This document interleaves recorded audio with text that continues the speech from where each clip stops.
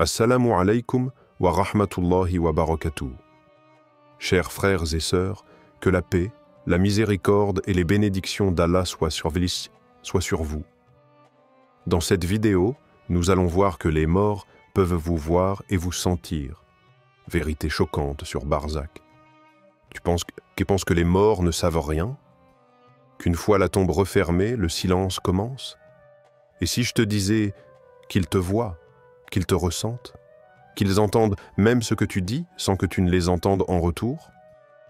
Le monde du Barzakh n'est pas une fin, c'est une attente, une connexion invisible entre les âmes parties et celles qui vivent encore. Et aujourd'hui, tu vas découvrir quelque chose que tu n'as jamais entendu à ce sujet.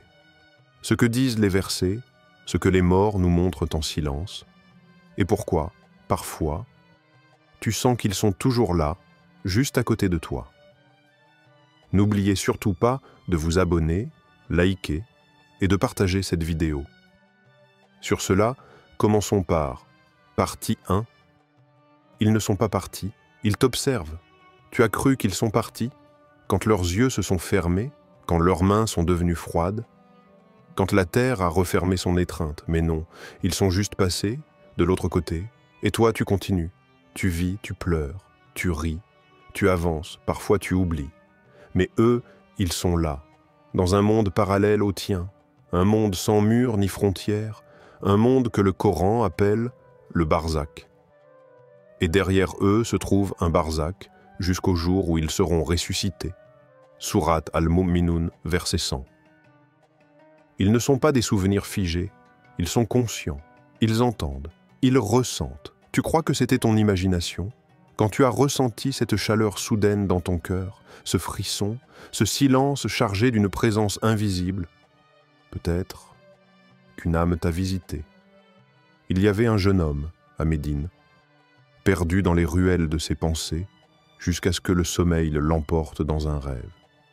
Sa mère était là, silencieuse, mais ses yeux criaient un besoin, un amour en attente, un espoir suspendu. Au réveil, son cœur battait comme si elle l'appelait encore.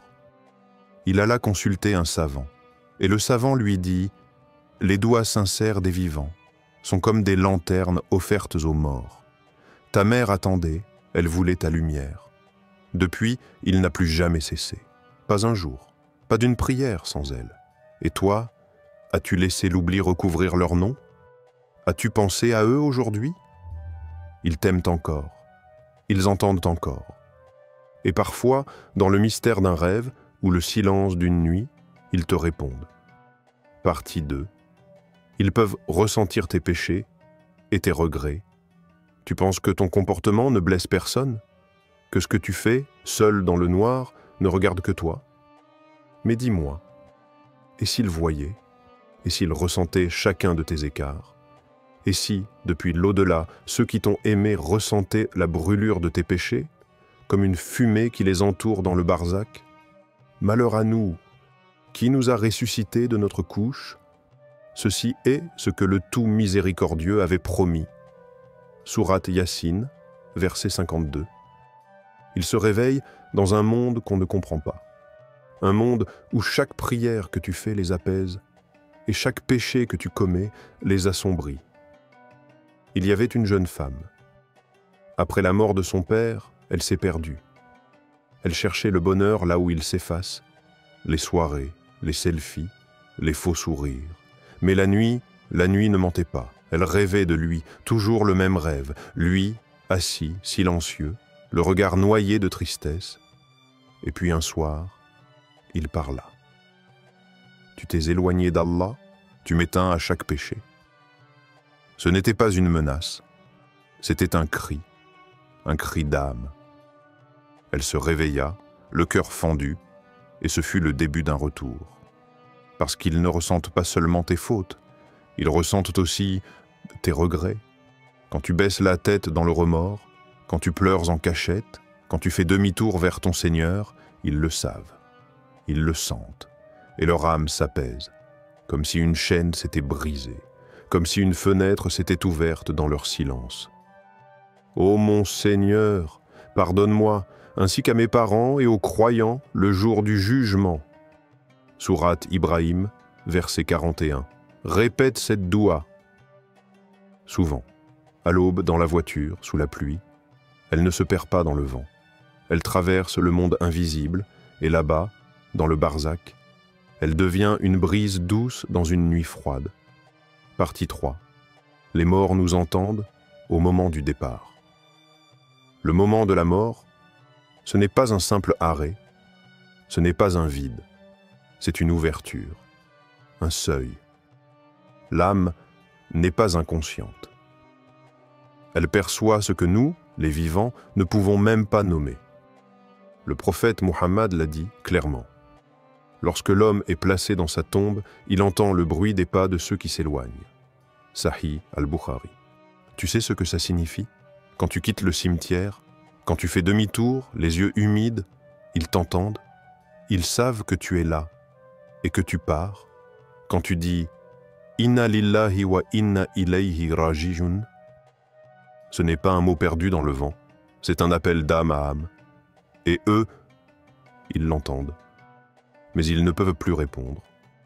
Et pourtant, tu continues de leur parler, instinctivement, en murmurant devant leur tombe, en priant pour eux dans ton cœur, comme si tu savais qu'ils sont là, tout près. Un vieil homme, chaque vendredi, se rendait au cimetière. Toujours la même tombe, celle de sa femme. Il s'asseyait, posait sa main sur la pierre froide et récitait la sourate Yassine, puis il parlait, longuement, doucement, comme à une vivante. Un jour, son fils, curieux, lui dit « Papa, pourquoi tu parles à quelqu'un qui ne t'entend pas ?» Le vieil homme sourit, et sa réponse fut un poème en une phrase. « C'est elle qui me donne la force chaque semaine, et elle m'écoute plus que toi. Ce n'est pas fou. C'est l'amour au-delà de la chair. C'est la connexion que ni la mort ni le temps ne peuvent briser. Ils entendent, pas avec des oreilles, avec l'âme. Et toi, as-tu parlé à ceux que tu as perdus récemment? Pas pour leur dire adieu, mais pour leur dire « Je suis là, je me souviens, et je t'aime encore ». Partie 4. Et toi, que ressentiras-tu dans le barzakh?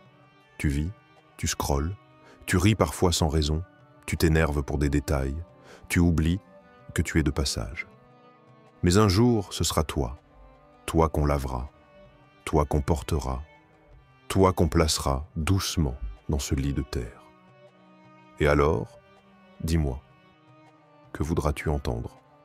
Des pas qui s'éloignent, ou des voix qui disent ton nom dans une doua pleine d'amour, des silences, ou des larmes qui parlent à Allah pour toi, parce que tu as été lumière dans la vie de quelqu'un? Quiconque fait le poids d'un atome de bien le verra. Sourate Az-Zalzala, verset 7. Mais si tu n'as rien laissé derrière toi, pas un sourire sincère, pas un conseil utile, pas un rappel, pas une prière, alors tu risques de sentir l'oubli, l'absence, le vide. Mais il est parti, seul. Le savant récitait la prière funéraire, mais il n'y avait pas une seule larme, pas une voix pour dire « Ya Allah, fais-lui miséricorde ». Rien. Alors le savant s'est arrêté. Il a regardé les vivants et il a dit « Craignez d'être oubliés dans le barzakh. Faites le bien aujourd'hui pour que demain, on prie pour vous. Tu veux qu'on parle de toi après ta mort? Parle à Allah pendant ta vie. Tu veux qu'on t'offre des douas, des sourates, des larmes pures? Offre aux autres la bonté, le respect, la lumière, car chaque pas que tu fais ici trace un chemin dans l'invisible, vers eux, vers toi, vers ton propre barzakh. Ils ne sont pas absents, ils ne sont pas loin, ils sont dans un monde que ton cœur peut ressentir si tu l'écoutes en silence. Fais une prière pour eux ce soir, dis leur nom, rends leur visite, donne une aumône en leur nom, et surtout, prépare ton âme, car un jour, ce sera toi, dans le barzakh.